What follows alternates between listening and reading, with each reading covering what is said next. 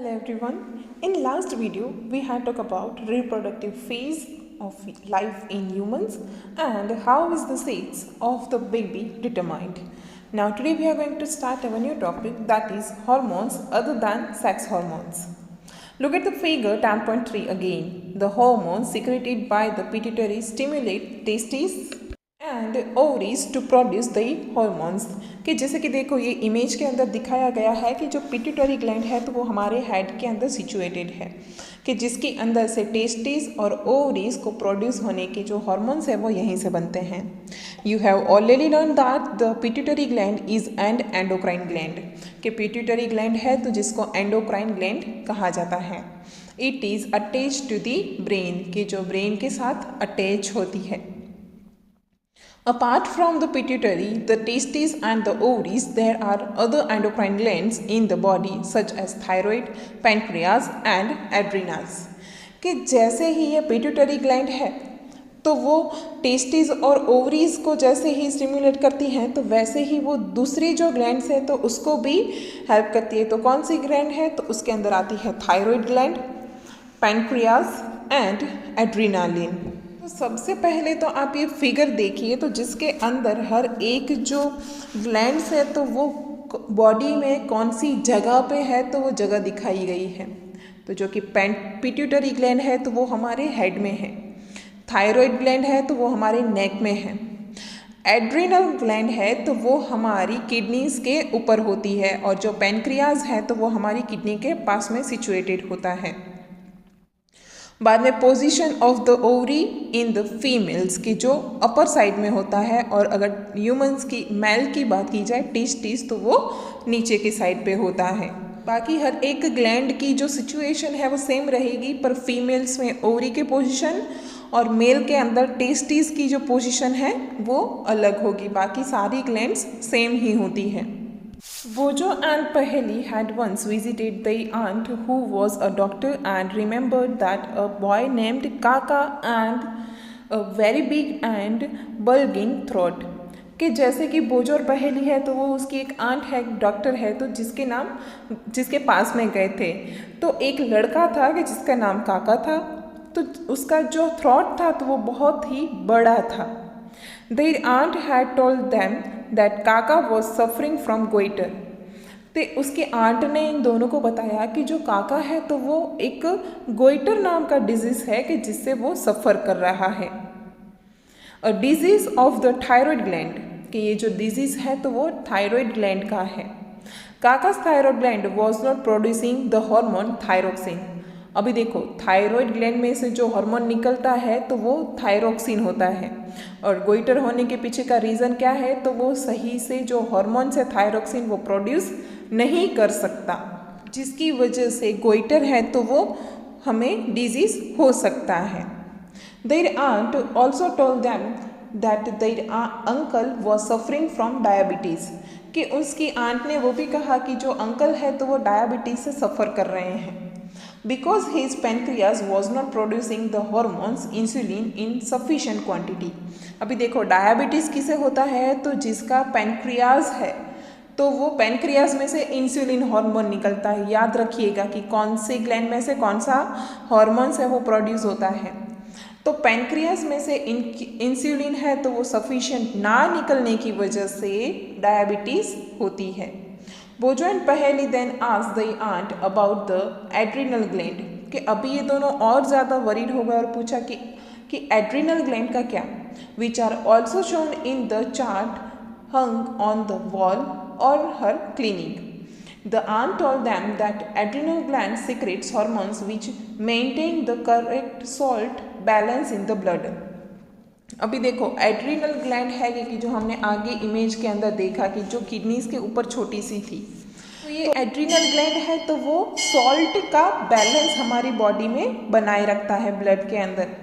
एड्रिनल्स also produce the hormone adrenaline कि adrenal जो है वो एड्रीनालिन हार्मोन्स भी प्रोड्यूस करता है. It helps the body to adjust to stress when one is very angry, embarrassed और वरीड कि एड्रेनालिन हॉर्मोन्स है तो उसका काम क्या है, तो जब भी हम वरीड हो जाते हैं, कंफ्यूज्ड हो जाते हैं, स्ट्रेस्ड फील करते हैं, तब भी ये एड्रेनालिन हॉर्मोन्स है वो प्रोड्यूस होता है और वो हमें बेटर फील करने के लिए काम करता है।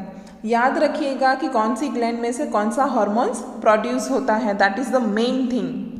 Thyroid and adrenal secretes their hormones when they receives orders from the pituitary through its hormones। अभी देखो, जो थायराइड और एड्रेनालिन है तो वो अपने हॉर्मोन्स तभी सिक्रेट करेंगे कि जब उनको ऑर्डर मिलेगा। तो ऑर्डर कहाँ से आएगा, तो वो उसको पिट्यूटरी में से आएगा, क्योंकि पिट्यूटरी में से जब हॉर्मोन्स रिलीज होगा तभी थायराइड और एड्रेनालिन है तो वो अपने हॉर्मोन्स को सिक्रेट करेंगे। पर उसको मैसेज कौन देगा, तो पिट्यूटरी है तो वो उन लोगों को मैसेज देगा। Pituitary also secretes growth hormones which is necessary for the normal growth of a persons. कि जो पिट्यूटरी है तो वो ग्रोथ हार्मोन मतलब कि GH जिसको कहा जाता है, तो ग्रोथ हार्मोन भी प्रोड्यूस करता है, तो जिसकी वजह से जो हमारी बॉडी है तो उसका जो नॉर्मल ग्रोथ होता है तो वो भी होता है।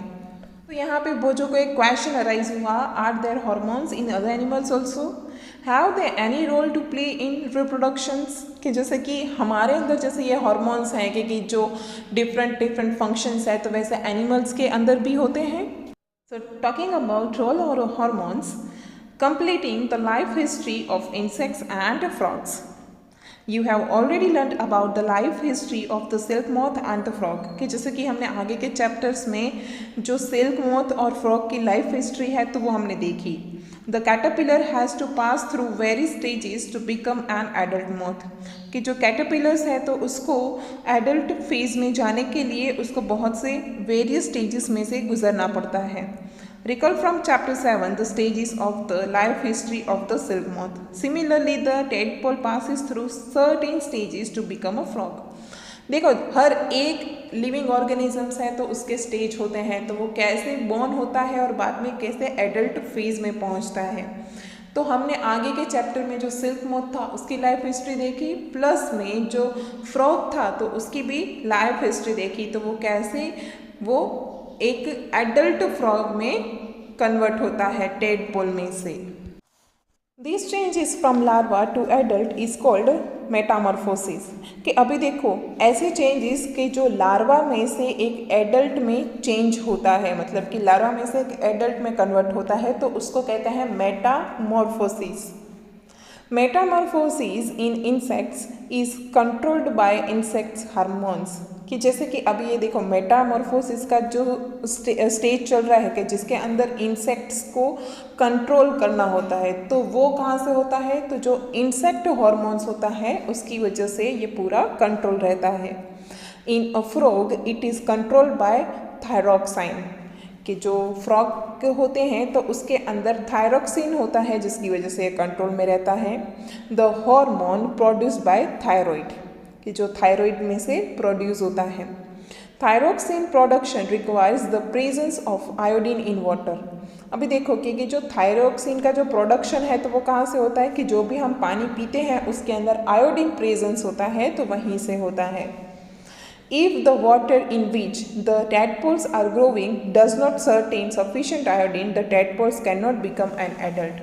अभी जो फ्रॉग्स हैं जो कि पानी के अंदर रहते हैं, तो पानी का ऐसा जो जगह है कि जहाँ पे आयोडीन का लेवल कम है, तो जो भी टेडपोल है तो उसको सफिशिएंट आयोडीन नहीं मिल सकता, तो जिसकी वजह से वो एडल्ट फ्रॉग के अंदर कन्वर्ट नहीं हो सकते। If people do not have enough iodine in their diet, will they get goiter causes by lack of thyroxine? तो obviously जिसके खाने में आयोडीन सफिशिएंट नहीं होगा तो उस पर गोइटर होने के चांसेस बढ़ जाते हैं। So here there is activity 10.3 is given. Collect information from magazines or from doctors and prepare a note on the importance of consuming iodized salt. You also look for this information on the internet। कि यहाँ पे एक activity दिया है कि जो आप कर सकते हैं कि जो आयोडाइज्ड सॉल्ट है तो उसको कंज्यूम करते हैं, मतलब कि अगर हम उसको खाते हैं तो उसके इम्पोर्टेंस क्या है, तो ये चीज़ आप इंटरनेट पे सर्च कर सकते हैं। आज का आपका होमवर्क है कि आपको जो फिगर 10.5 दिया है तो वो आपको रफ नोटबुक में ड्रॉ करना है और प्लस में कौन से ग्लैंड में से कौन सा हार्मोन्स रिलीज होता है तो आपको वो भी डायग्राम के अंदर लिखना है। So here we are completing our part 6 of chapter number 10. Thank you.